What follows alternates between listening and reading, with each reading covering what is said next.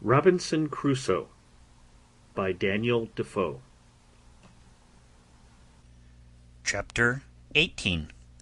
The Ship Recovered. While we were thus preparing our designs, and had first, by main strength, heaved the boat upon the beach so high that the tide would not float her off at high water mark, and besides had broke a hole in her bottom too big to be quickly stopped, and were set down musing what we should do, we heard the ship fire a gun, and make a waft with her ensign, as a signal for the boat to come on board. But no boat stirred, and they fired several times, making other signals for the boat. At last, when all their signals and firing proved fruitless, and they found the boat did not stir, we saw them, by the help of my glasses, hoist another boat out and row towards the shore. And we found, as they approached, that there were no less than 10 men in her, and that they had firearms with them. As the ship lay almost 2 leagues from the shore, we had a full view of them as they came, and a plain sight even of their faces, because the tide having set them a little to the east of the other boat, they rowed up under shore, to come to the same place where the other had landed, and where the boat lay. By this means, I say, we had a full view of them, and the captain knew the persons and characters of all the men in the boat, of whom he said there were 3 very honest fellows who, he was sure, were led into this conspiracy by the rest, being overpowered and frightened, but that, as for the boatswain, who it seems was chief officer among them and all the rest, they were as outrageous as any of the ship's crew, and were no doubt made desperate in their new enterprise, and terribly apprehensive he was that they would be too powerful for us. I smiled at him, and told him that men in our circumstances were past the operation of fear, that seeing almost every condition that could be was better than that which we were supposed to be in, we ought to expect that the consequence, whether death or life, would be sure to be a deliverance. I asked him what he thought of the circumstances of my life, and whether a deliverance was not worth venturing for. "And where, sir," said I, "is your belief of my being preserved here on purpose to save your life, which elevated you a little while ago?" "For my part," said I, "there seems to be but one thing amiss in all the prospect of it." "What is that?" says he. "Why," said I, "it is that, as you say, there are 3 or 4 honest fellows among them which should be spared. Had they been all of the wicked part of the crew, I should have thought God's providence had singled them out, to deliver them into your hands; for depend upon it, every man that comes ashore is our own, and shall die or live as they behave to us." As I spoke this with a raised voice and cheerful countenance, I found it greatly encouraged him, so we vigorously set to our business. We had, upon the first appearance of the boat's coming from the ship, considered of separating our prisoners, and we had indeed secured them effectually. 2 of them, of whom the captain was less assured than ordinary, I sent with Friday, and one of the 3 delivered men to my cave, where they were remote enough, and out of danger of being heard or discovered, or of finding their way out of the woods, if they could have delivered themselves.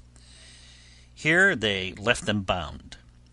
but gave them provisions, and promised them, if they continued there quietly, to give them their liberty in a day or 2,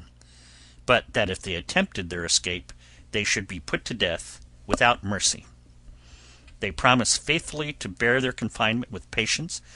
and were very grateful that they had such good usage as to have provisions and light left them, for Friday gave them candles, such as we made ourselves, for their comfort, and they did not know but that he stood sentinel over them at the entrance. The other prisoners had better usage. 2 of them were kept pinioned, indeed, because the captain was not able to trust them. But the other 2 were taken into my service upon the captain's recommendation, and upon their solemnly engaging to live and die with us. So with them and the 3 honest men we were 7 men, well armed. And I made no doubt we should be able to deal well enough with the 10 that were coming, considering that the captain had said there were 3 or 4 honest men among them also. As soon as they got to the place where their other boat lay, they ran their boat into the beach and came all on shore, hauling the boat up after them, which I was glad to see, for I was afraid they would rather have left the boat at an anchor some distance from the shore, with some hands in her to guard her, and so we should not be able to seize the boat. Being on shore, the first thing they did, they ran all to their other boat, and it was easy to see they were under a great surprise to find her stripped, as above, of all that was in her, and a great hole in her bottom. After they had mused a while upon this, they set up 2 or 3 great shouts, hallooing with all their might to try if they could make their companions hear. But all was to no purpose. Then they came all close in a ring, and fired a volley of their arms, which indeed we heard, and the echoes made the woods ring. But it was all one. Those in the cave, we were sure, could not hear, and those in our keeping, though they heard it well enough, yet durst give no answer to them. They were so astonished at the surprise of this, that, as they told us afterwards, they resolved to go all on board again to their ship, and let them know that the men were all murdered, and the long-boat staved. Accordingly, they immediately launched their boat again, and got all of them on board. The captain was terribly amazed, and even confounded at this, believing they would go on board the ship again and set sail, giving their comrades over for lost, and so he should still lose the ship, which he was in high hopes he should have recovered, but he was quickly as much frightened the other way. They had not been long put off with the boat, when we perceived them all coming on shore again, but with this new measure in their conduct, which it seems they consulted together upon, that is, to leave 3 men in the boat, and the rest go on shore, and go up into the country to look for their fellows. This was a great disappointment for us, for now we were at a loss what to do, as our seizing those 7 men on shore would be no advantage to us if we let the boat escape, because they would row away to the ship, and then the rest of them would be sure to weigh and set sail, and so our recovering the ship would be lost. However, we had no remedy but to wait and see what the issue of things might present. The 7 men came on shore, and the 3 who remained in the boat put her off to a good distance from the shore, and came to an anchor to wait for them, so that it was impossible for us to come at them in the boat. Those that came on shore kept close together, marching towards the top of the little hill upon which my habitation lay, and we could see them plainly, though they could not perceive us. We should have been very glad if they would have come nearer to us, so that we might have fired at them, or that they would have gone farther off, that we might come abroad. But when they were come to the brow of the hill, where they could see a great way into the valleys and woods, which lay towards the northeast part, and where the island lay lowest, they shouted and hallooed till they were weary, and not caring, it seems, to venture far from the shore, nor far from one another, they sat down together under a tree to consider it. Had they thought fit to go to sleep there, as the other part of them had done, They had done the job for us, but they were too full of apprehensions of danger to venture to go to sleep, even though they could not tell what the danger was they had to fear. The captain made a very just proposal to me upon this consultation of theirs, that is, that perhaps they would all fire a volley again to endeavor to make their fellows hear, and that we should all sally upon them just at the juncture when their pieces were all discharged, and they would certainly yield, and we should have them without bloodshed. I liked this proposal, provided it was done while we were near enough to come up to them before they could load their pieces again. But this event did not happen, and we lay still a long time, very irresolute what course to take. At length I told them there would be nothing done, in my opinion, till night, and then, if they did not return to the boat, perhaps we might find a way to get between them and the shore, and so might use some stratagem with them in the boat to get them on shore. We waited a great while, though very impatient for their removing, and were very uneasy when, after long consultation, we saw them all start up and march down towards the sea. It seems they had such dreadful apprehensions of the danger of the place that they resolved to go on board the ship again, give their companions over for lost, and so go on with their intended voyage with the ship. As soon as I perceived them go towards the shore, I imagined it to be as it really was, that they had given over their search and were going back again, and the captain, as soon as I told him my thoughts, was ready to sink at the apprehensions of it. But I presently thought of a stratagem to fetch them back again, and which answered my end to a tittle. I ordered Friday and the captain's mate to go over the little creek westward towards the place where the savages came on shore, when Friday was rescued, and so soon as they came to a little rising ground at about half a mile distant, I bid them "Hello out" as loud as they could, and wait till they had found the seamen heard them, that as soon as ever they heard the seamen answer them, they should return it again, and then, keeping out of sight, take a round, always answering when the others hallooed, to draw them as far into the island and among the woods as possible, and then wheel about again to me by such ways as I directed them. They were just going into the boat when Friday and the mate hallooed, and they presently heard them, and answering, ran along the shore westward towards the voice they heard.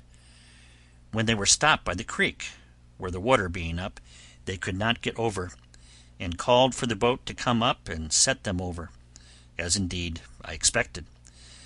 When they had set themselves over, I observed that the boat being gone a good way into the creek, and, as it were, in a harbour within the land, they took one of the 3 men out of her,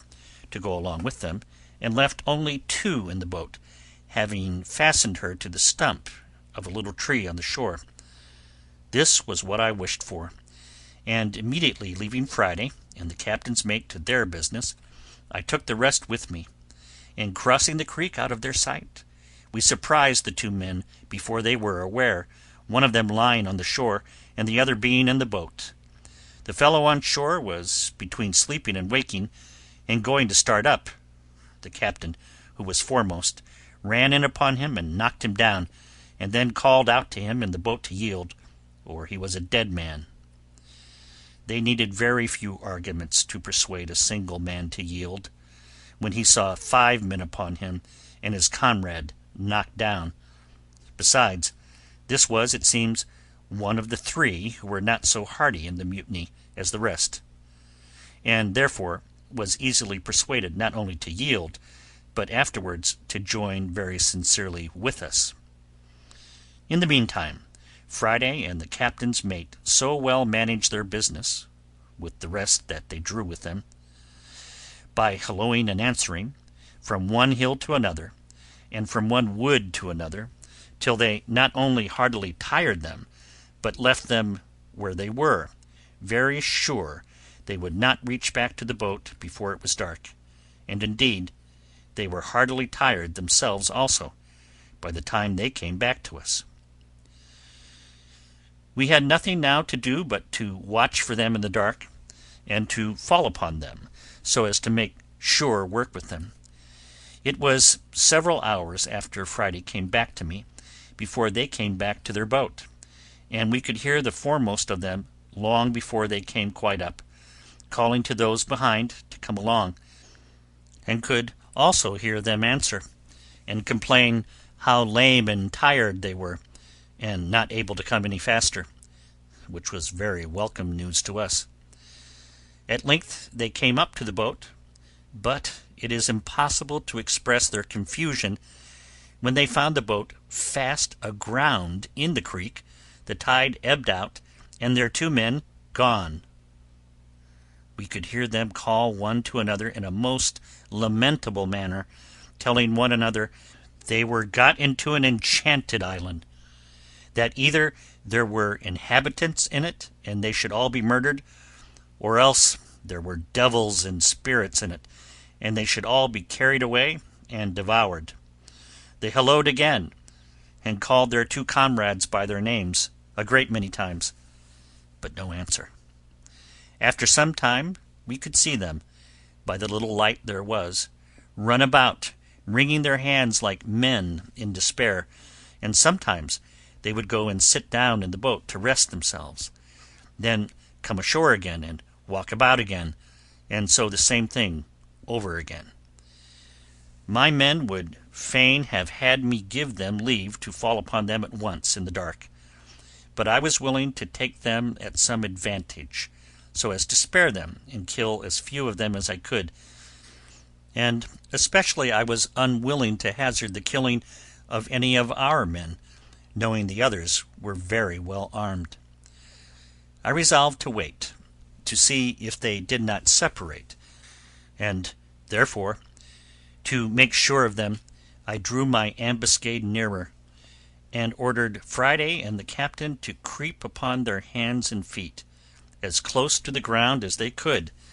that they might not be discovered, and get as near them as they could possibly before they offered to fire. They had not been long in that posture, when the boatswain, who was the principal ringleader of the mutiny, and had now shown himself the most dejected and dispirited of all the rest,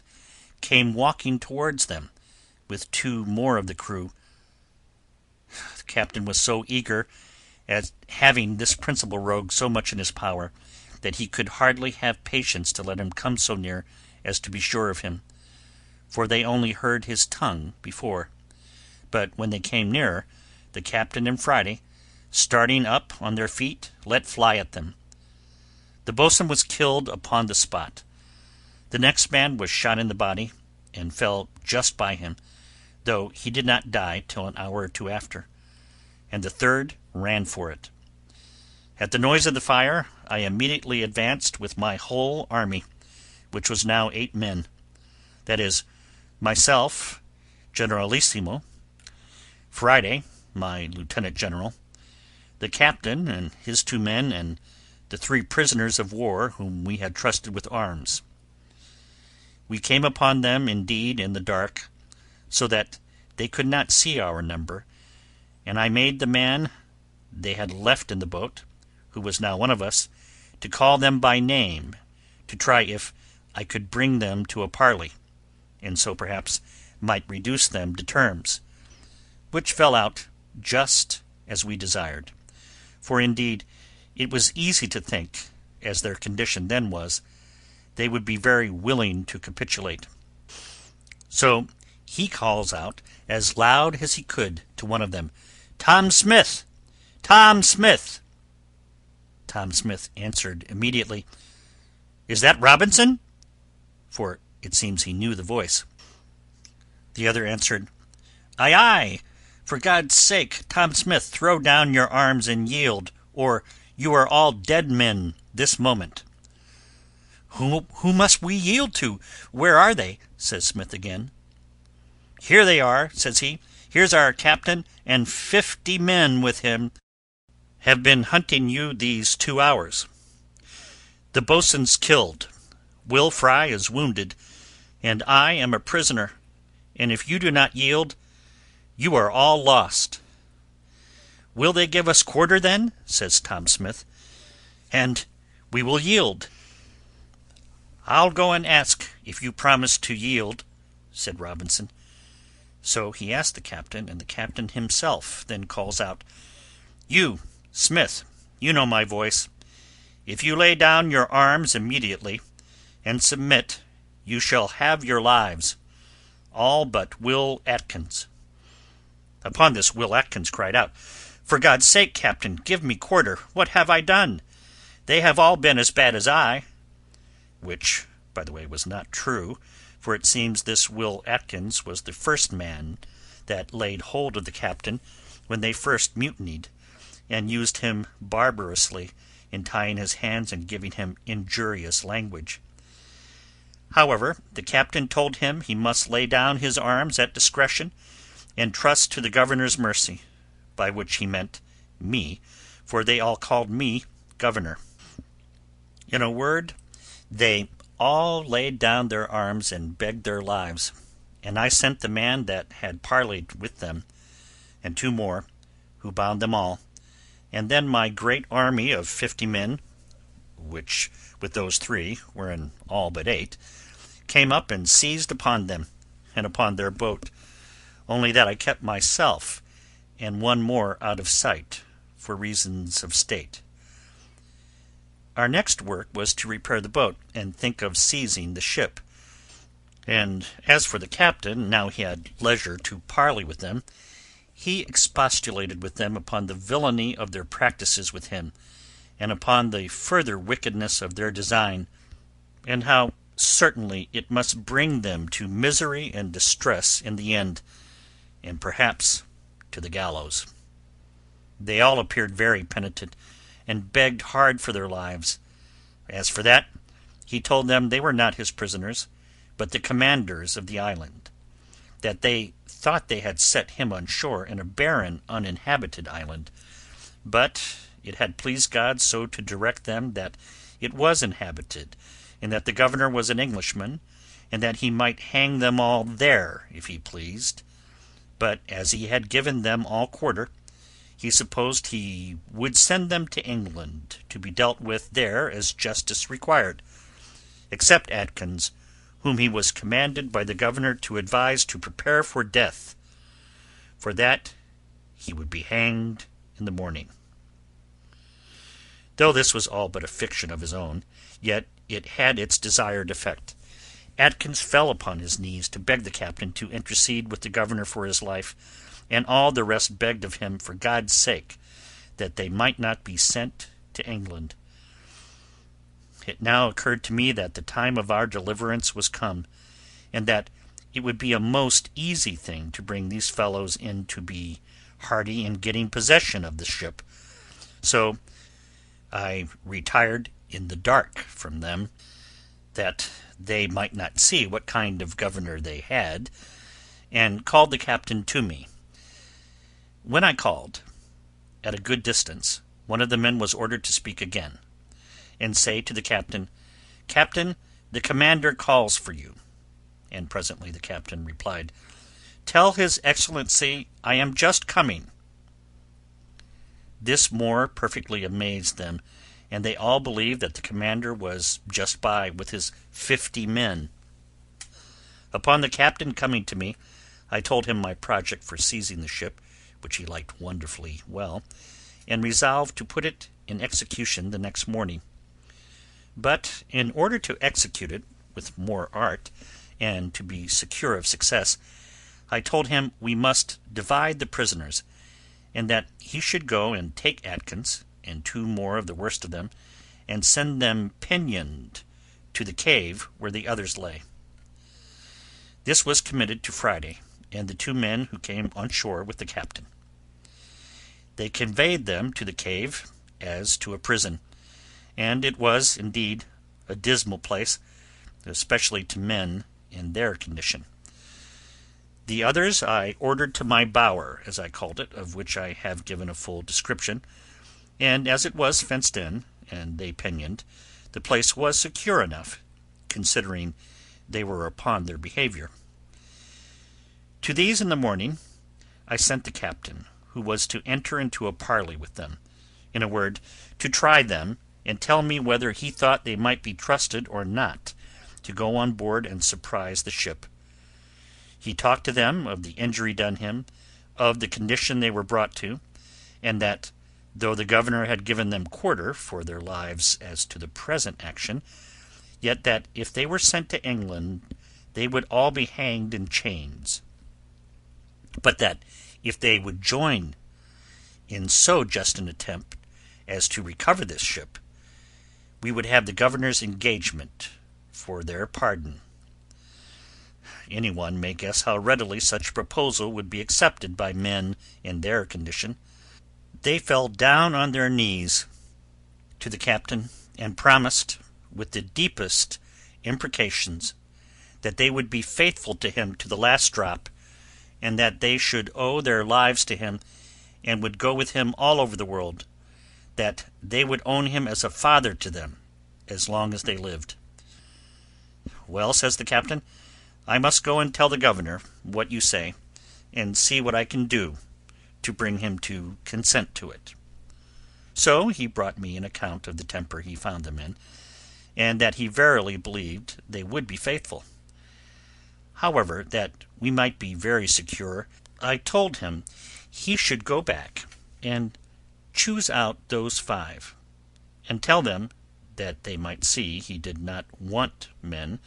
that he would take out those 5 to be his assistants, and that the governor would keep the other 2, and the 3 that were sent prisoners to my castle, that is, my cave, as hostages for the fidelity of those 5, and that if they proved unfaithful in the execution, the 5 hostages should be hanged in chains alive on the shore. This looked severe, and convinced them that the governor was in earnest.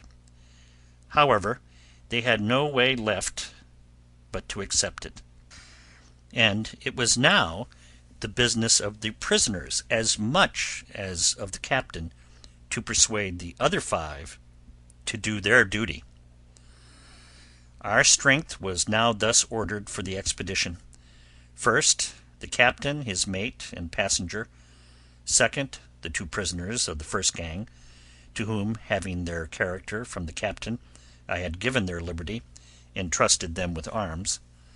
Third, the other 2 that I had kept till now in my bower, pinioned, but on the captain's motion had now released. Fourth, these 5 released at last, so that there were 12 in all, besides 5 we kept prisoners in the cave for hostages. I asked the captain if he was willing to venture with these hands on board the ship, but as for me and my man Friday, I did not think it was proper for us to stir, having 7 men left behind, and it was employment enough for us to keep them asunder and supply them with victuals. As to the 5 in the cave, I resolved to keep them fast, but Friday went in twice a day to them to supply them with necessaries, and I made the other 2 carry provisions to a certain distance, where Friday was to take them. When I showed myself to the 2 hostages, it was with the captain, who told them I was the person the governor had ordered to look after them, and that it was the governor's pleasure they should not stir anywhere but by my direction; that if they did, they would be fetched into the castle and be laid in irons, so that, as we never suffered them to see me as governor, I now appeared as another person, and spoke of the governor, the garrison, the castle, and the like, upon all occasions. The captain now had no difficulty before him but to furnish his 2 boats, stop the breach of one, and man them. He made his passenger captain of one, with 4 of the men, and himself, his mate, and 5 more went in the other, and they contrived their business very well, for they came up to the ship about midnight. As soon as they came within call of the ship, he made Robinson hail them, and tell them that they had brought off the men in the boat, but that it was a long time before they had found them, and the like, holding them in a chat till they came to the ship's side,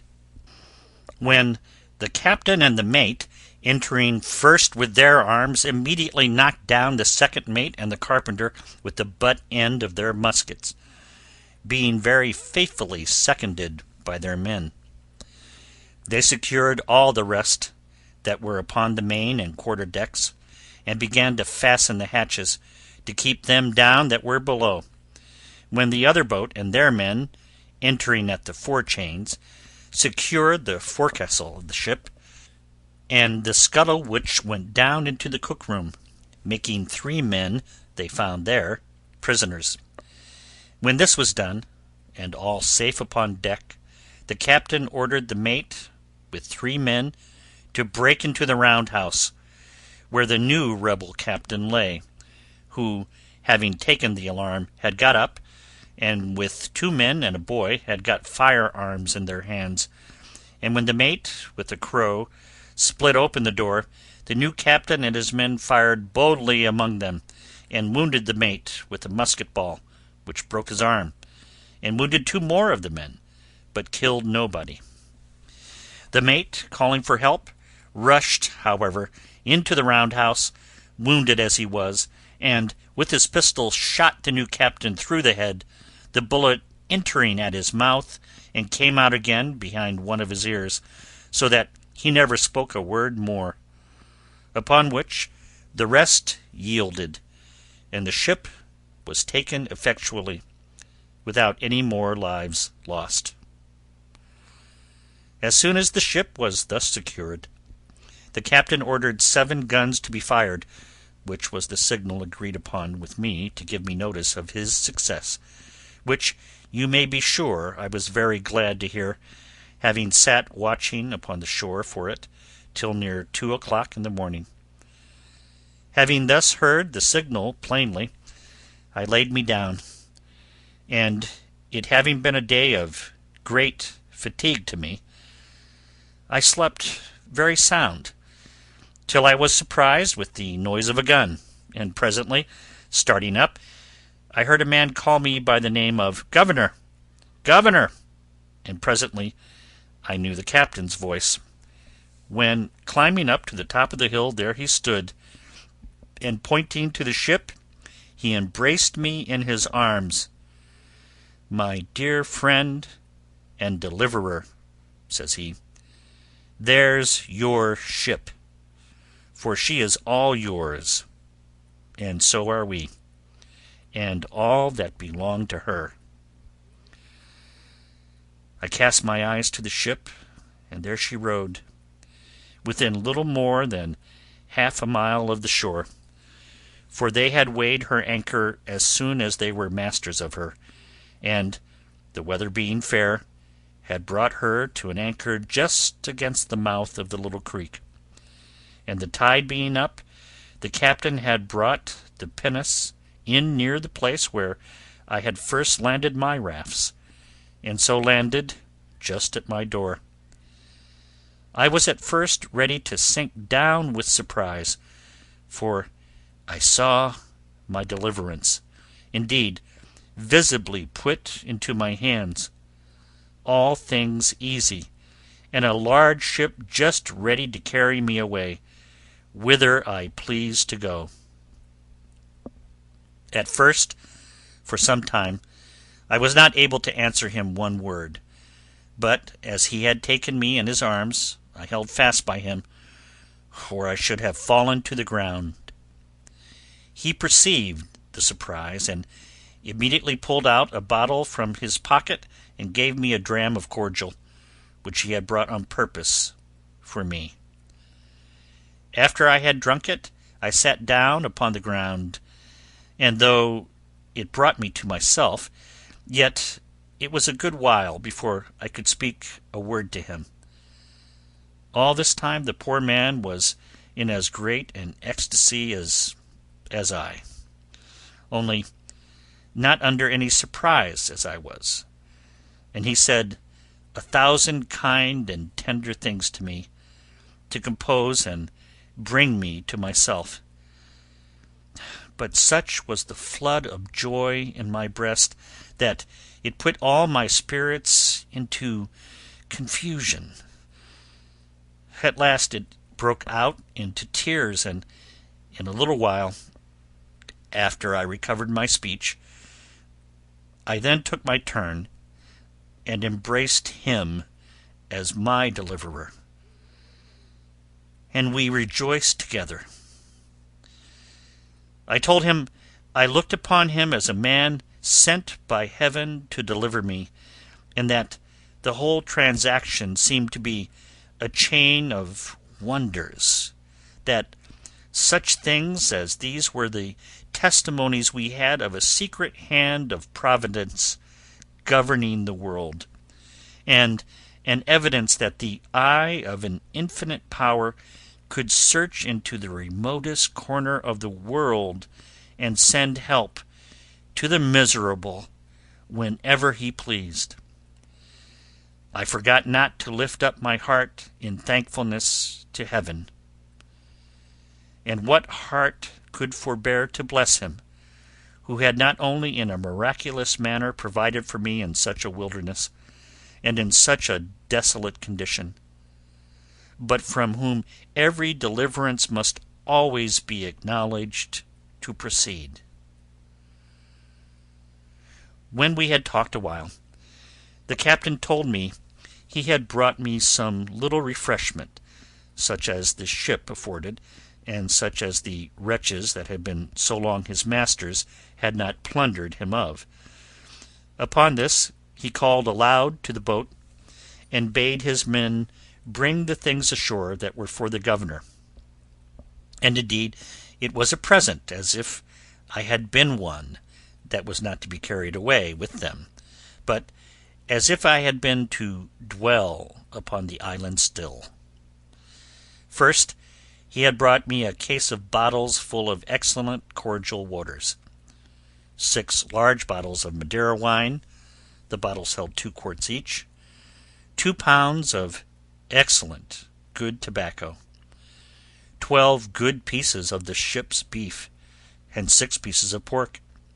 with a bag of peas and about 100 weight of biscuit. He also brought me a box of sugar, a box of flour, a bag full of lemons, and 2 bottles of lime juice, and abundance of other things. But besides these, and what was 1,000 times more useful to me, he brought me 6 new clean shirts, 6 very good neckcloths, 2 pair of gloves, 1 pair of shoes, a hat, and 1 pair of stockings, with a very good suit of clothes of his own, which had been worn but very little. In a word, he clothed me from head to foot. It was a very kind and agreeable present, as anyone may imagine, to one in my circumstances. But never was anything in the world of that kind so unpleasant, awkward, and uneasy as it was to me to wear such clothes at first.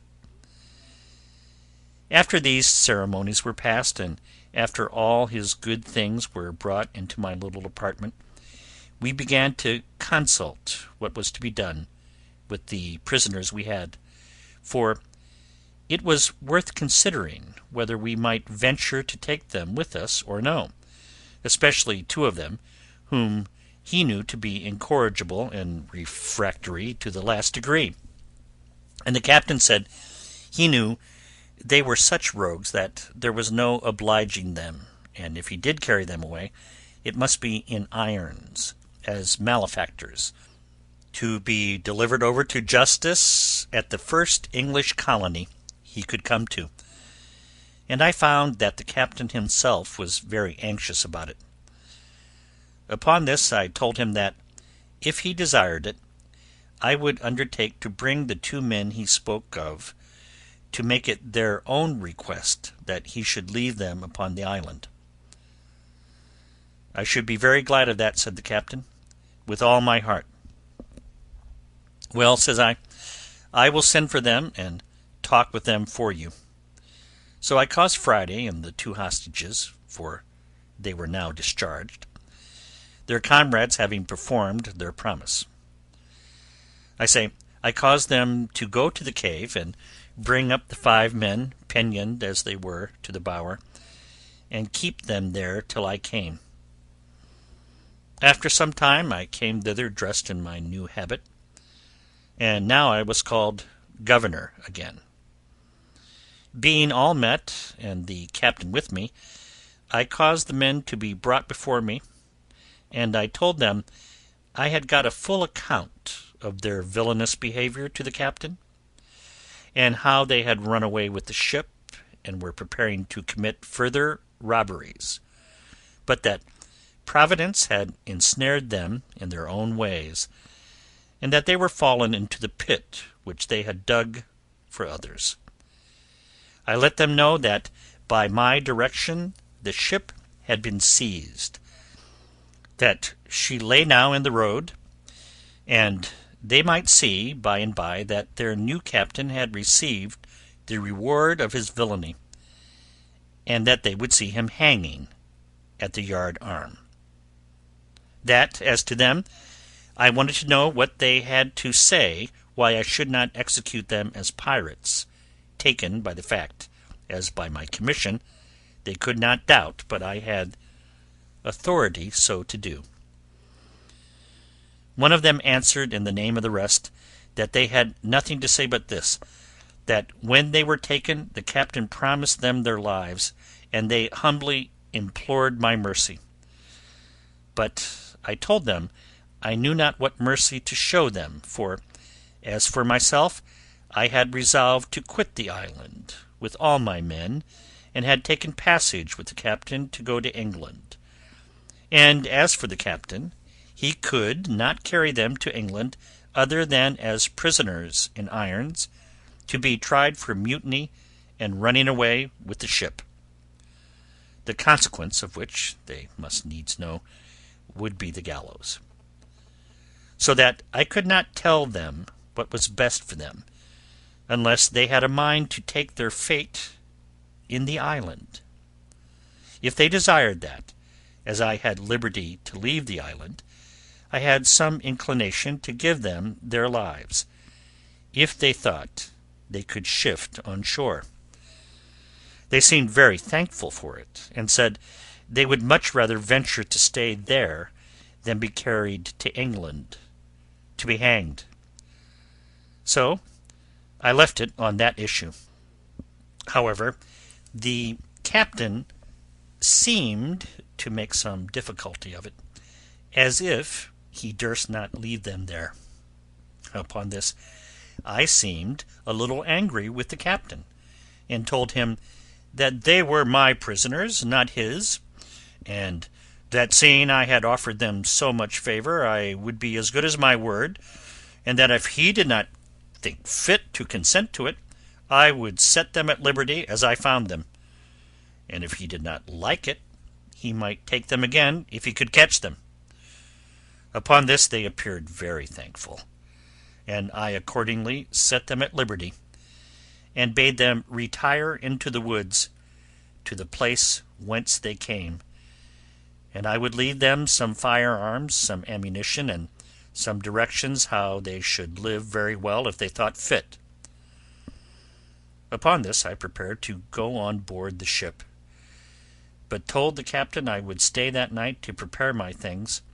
and desired him to go on board in the meantime, and keep all right in the ship, and send the boat on shore next day for me, ordering him, at all events, to cause the new captain, who was killed, to be hanged at the yardarm, that these men might see him. When the captain was gone, I sent for the men up to me to my apartment, and entered seriously into discourse with them on their circumstances. I told them I thought that they had made a right choice, that if the captain had carried them away, they would certainly be hanged. I showed them the new captain hanging at the yardarm of the ship,